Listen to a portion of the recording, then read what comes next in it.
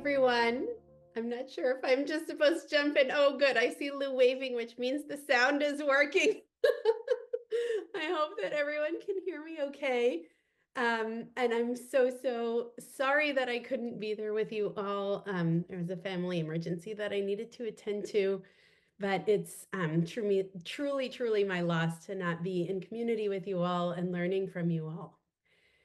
Luckily, I can jump into this panel and learn from Pamela Ballinger, whose analysis of fascist imperialism is just absolutely so trenchant and so new, in that it provides this way of thinking about what was new, old, and new old about fascist empire building. And as you all just heard, she's bringing Italy, Germany, and Japan into the same frame and working through how these three interwar far-right experiments can enable us to see connections, instances of borrowing, on how devotees to the cause literally and figuratively traveled the distance, bridged ideological, diplomatic, and cultural divides, and then again, how studying these three regimes illuminates differences. So, of course, Mark Bloch says famously, there is no true understanding without a certain range of comparison. And I so appreciate how Ballinger is following his lead here in tackling a very ambitious comparative paper in order to shed light on what fascist imperialism really means. And that is really the core of her whole investigation. What is fascist imperialism? As several commentators have noted, the question was not asked by participants of the Stanford seminar in 1963. And this was even though at that moment, the rubble of fascist empires was all around, right? In July of 1960, shortly before the Stanford gathering, Italian Somaliland gained independence following decades of an Italian-administered UN trusteeship. It united with British Somaliland to form the independent state of Somalia. In 1961, 2 years before the Stanford gathering, the UN decided to federate two former Italian colonies, Eritrea and Ethiopia, a project which, as I'm sure you all know, failed and resulted in a 29-year war. And in the meanwhile, as Ballinger herself has shown in a recent monograph, Italy was in the process of hastily resettling refugees and repatriates from the lands that it had lost, and from geographic geographic sites on the Italian peninsula that had strong ties to fascism, that, as Ballinger says, were, quote, inextricably associated with fascism. And then finally, as Mosse and fellow historians gathered in 1963, a military coup had just shaken the former Japanese imperial territory of South Korea, which offered more proof that as empires crumbled, they left shatter zones behind, to quote another participant in today's conference, or in our multi-day conference. And in West Germany, what was going on in this early 1960s moment was that a new generation was starting to puzzle things out and get behind the legend of German colonial history. And this phrase, getting behind the legend of German colonial history, is a quote from an ironically titled and extremely controversial documentary of 1966 called Hayya Zafari. And this documentary marked an early start to a late blooming phenomenon. Hey there, fascist imperialism. And of course, it wouldn't be until the imperial turn of the last quarter of the 20th century that scholars started to take seriously fascist imperialism and started to try to understand its contours. There was clearly so much work to be done. And in this sense, the imperial turn offered only a kind of tentative hermeneutics alongside a series of very hefty questions.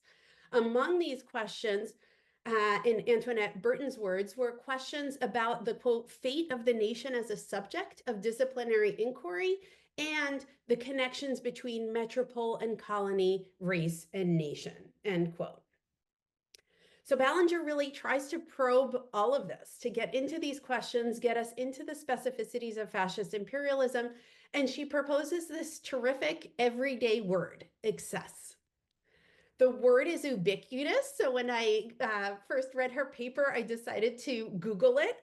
And I learned at that point that Elon Musk had just used the term to encourage slashing the US government budget. He had posted on X saying, quote, as a reminder, excess government spending is what causes inflation.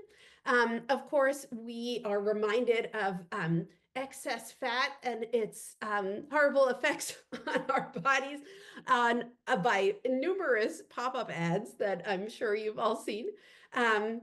And we also have all kinds of chefs that embrace this word. So for instance, chef who, lost some of his stature due to some of his personal very bad choices. Mario Batali was someone who was famous for encouraging, quote, excess on a level you've never known before. So Ballinger is interested in using this everyday word and showing how fascism embodies excess. And she sifts through and mobilizes the many meanings of the word, from more familiar to more obscure, in order to prove that fascist empire was one of excess. Rather than moving through all of the meanings of excess that Ballinger lays out for us, I'd like to linger on two. One is the idea of fascist imperialism as leftover, and the other one is fascist imperialism as waste. So in exploring fascist imperialism as a leftover, Ballinger urges us to think across time. She asks, how did fascist imperialism differ from its priors, from what Reto Hoffman calls the, quote, bedrock of liberal imperialism, or what Isabel Hull characterizes as a late 19th century military culture that normalized extreme warfare in the colonies and beyond? Ballinger is also interested in how fascism operated according to alternative ecologies of temporality, ones that really smudge the boundaries between past, present, and future. As Andy Rabenbach, Stefan Gerolanus, and others have taught us, fascist historical actors perceive their relations to the past, present, and future as stretched between doomsday and redemption, between the rubbish of the old and the utopia of the new man, between a past of wreckage and a past of mythical inspiration. Ballinger sees fascists as wanting to at once build upon but also exceed the past. And in the Italian case, this was through the recuperation of a past that, quote, rewrote the cult of Romanists through modernist scripts. And in the Nazi case, it was through a real bricolage of pasts that brought together in common cause everything from the Hanseatic League to US imperial practices. Thinking through these temporalities might be confusing. It might feel like these were illogical moves that were gesticulating everywhere all at once. But in fact, all, as Ballinger shows, were animated by a bid to normalize and justify empire making as well. So for instance, the Nazis would argue that American westward expansion held out models for German expansion. And this wasn't just gleaned from a reading of the deep past, but from what were then cutting edge histories too. So for instance, just 3 years before the beer hall putsch, Frederick Jackson Turner, who of course taught for quite some time at UW-Madison, he wrote that America was, quote, born of no theorist's dream, nor in the Mayflower to Plymouth. Instead, America came out of the American forest, and it gained new strength each time it touched a new frontier, end quote. In addition, history was also a lived experience, a physical hand-me-down. So just 2 years before the beer hall putsch, the Freikorps purchased a big shipment of shirts that were originally intended for German colonial troops in East Africa. And when the SA would don these shirts, the brown shirts became not just flashing imperial references, but they were also inactivating and activating temporal loops.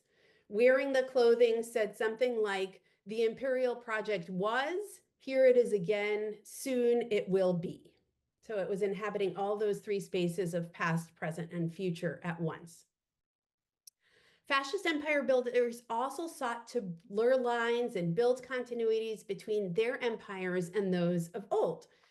Very classic sense in which Mussolini did this, for instance, was by putting forward an Italian missione civilizzatrice alongside the older French notion of a mission to civilize. He was echoed and buttressed in this project by a range of Catholic publications, which saw in empire building an opportunity for expanded Catholic missionary activity. So in 1928, for instance, a journal of Catholic missionaries in Somalia asserted, quote, "We colonize only through the plow and the cross, and by colonize here, we mean civilize," end quote. In 1935, the Jesuit journal La Civiltà Cattolica praised, quote, "civilizing nations" for their empire building work. And this article can be read as an apologia for past and future military aggression. The same journal, interestingly, also picked up on Mussolini's defense of spazio vitale, a concept which, as Ballinger explains, is reminiscent of Lebensraum, even as it carries within it an important distinction between a smaller space peopled by Italians and a wider space inhabited by colonial subjects. Fusing these concepts of a civilizing mission with the spazio vitale idea, Jesuits writing for Civiltà Cattolica defended the Italian attack on Ethiopia. They termed it a, quote, "natural expansion," and they explicitly avowed that what was underway was not territorial conquest. I'll just quote this quickly in Italian. "Non si tratta di conquiste territoriali, ma di un'espansione naturale," end quote. The journal also really cast an aspersion Ethiopian Christianity, which it dismissed as corrupted by Islam. Quote, "This is the Abyssinians' Christianity, reduced to a larva, or better, a monstrous mashup," end quote. So this putting together of Islamophobia, in-your-face racism, the disingenuous claim that imperial violence was at once necessary, a blessing, and not violence at all. Of course, this was not unique to this particular author. It showed up on the pages of many Catholic publications and on the lips of Catholic prelates, the majority of whom rallied in defense of the fascist attack on Ethiopia in 1935. These were old scripts. They were old partnerships between a missionary church and an expansionist state, but they were being put to new uses. In one of her really surprising and interesting uses of the term excess, Ballinger explains that fascist imperialism was also excess in that it concerned waste and waste management. Better to ship unemployed and underemployed Italian workers wasting away at home, prey to dangerous left-wing ideologies, to some other site where they could colonize Italy's overseas possessions. This was a way to put them to work. And this was a way to put them to use in Italy's nascent empire of work. In the German case, of course, waste management and nation building also went hand in glove. As Ballinger notes, the president of the German Geographical Society believed that 1.2 million German immigrants in South America were wasting away on the other side of the Atlantic Ocean. Better repatriate them within the expanding German Empire, shipping these immigrants back to populate Nazi Germany's future African colonies, imagined. As Anna Berg has argued, carceral recycling based on the management of waste was central to the Holocaust and to how Nazi Germany mined junk and people in what she calls its dual project of racial purification and imperial expansion. Putting otherwise wasted, quote unquote, people to work until death and through death was bitingly summarized by Auschwitz prisoners themselves, who riffed on the inscription above the camp that promised, quote, "work sets you free," and they flipped it as "Arbeit macht frei durch Krematorium Nummer 3. Even the designated as waste prisoners knew the stark lines that Nazis had drawn between those deserving of life and those who could or should be left to die to enable the workings of Nazi imperialism. Just as a side note, when I was originally writing this paper, what was in the news was a Trump rally reference that had taken place in New York City, this Trump rally, when one of the speakers referred to the US imperial holdover of Puerto Rico as a, quote, floating island of garbage. And I just couldn't help thinking about Ballinger's paper as I was reading this news, thinking back to Donald Trump's comment that Haiti, once colonized by France and subsequently occupied by the United States, was, quote, a shithole country. So, quote, why do we need more Haitians? Take them out, end quote. And in my paper, these reflections are in parentheses, and you know, in a sense, perhaps they should be taken out of parentheses, because as many speakers at this conference are puzzling through, what is it that we can do about this relationship or non-relationship between fascist past and echoes of what some see as fascist present. The 1963 Stanford seminar was also interested in fascism for contingent reasons, right? George Mosse and his colleagues saw and witnessed the return of far-right movements in the 1960s, and they felt renewed urgency in asking, what is fascism? And implicitly, they were also intimately concerned with a second companion question, what is anti-fascism? How can an anti-fascist politics, scholarship, praxis help prevent the possibility of fascism's resurgence? And this is, of course, an important question for us to ponder, and it actually fits in and helps us figure out why fascist imperialism had its historiographical heyday so late. Because after all, it was the case that from the 1920s and increasingly into the 1930s, a large number of anti-fascist activists were centering the problem of fascist imperialism. This is not a new problem. These were figures who were active within the Intercolonial Union and the Comité de la Défense de la Race Nègre in Paris. This is the city where George Mosse's father sought refuge in 1933. These figures who really centered fascist imperialism were the founders of the International African Friends of Ethiopia, an organization which rallied hundreds of demonstrators in Trafalgar Square in 1935, about 230 miles south of the city of York, where young George Mosse was enrolled at a local school. And faced with the violence of the Italian invasion of Ethiopia, intellectual heavyweights like George Padmore, C.L.R. James, Amy Garvey, Chris Braithwaite, they took to the streets, they pulled out pen and paper, and what they argued was that anti-fascism and anti-imperialism were one single struggle.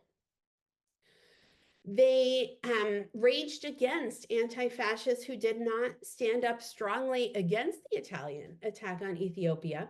And they anticipated an argument that Aimé Césaire would make 13 years later in Discourse on Colonialism, when George Padmore highlighted, quote, the ambivalence, hypocrisies, and impotence of anti-fascists who fail to take a stance against fascist imperialism. He also added, quote, the colonies are the breeding ground for the type of fascist mentality which is being let loose in Europe today. So in his way, as an activist, but still as a theorist as well, Padmore was offering his own history of fascism. For him, it was a phenomenon that did not start in 1922 or 1933. Fascist imperialism was not just a neutral descriptor, but a story of origins. According to him and others, European imperialism had birthed fascism, and fascism was its torchbearer. And this had very strong implications for what anti-fascism meant, in that without imperialism's demise, fascism would remain a living threat. Now, of course, we cannot fault George Mosse and his colleagues for not engaging with these views. They were advanced by Black internationalists and anti-colonial theorists who were animated by a project that was different from theirs. Mosse was inscribed in a different anti-fascist tradition. In the 1960s, The language of anti-fascist, anti-imperialism was on the rise again, but initially it was again activists connected with the anti-war movement, the civil rights movement, the Black Panthers that urged attention and that used the phrase very actively. Only somewhat later did historians start to bring their methods and the archival record to bear on fascist imperialism, showing the integral interconnections between the two phenomena. So through the prism of excess, Pamela has given us a clearer picture of these interconnections between fascism and imperialism. She has pushed us through this very erudite and helpful historiographical overview to think about temporality, geography, and fascist infrastructure and administration in new ways. In 1789, William Blake wrote, "The road to excess leads to the palace of wisdom." And I'd just like to thank Pamela Ballinger for leading us down this road. And I look forward to all of the conversations about what fascist imperialism was then and what anti-fascism can mean today. Thank you.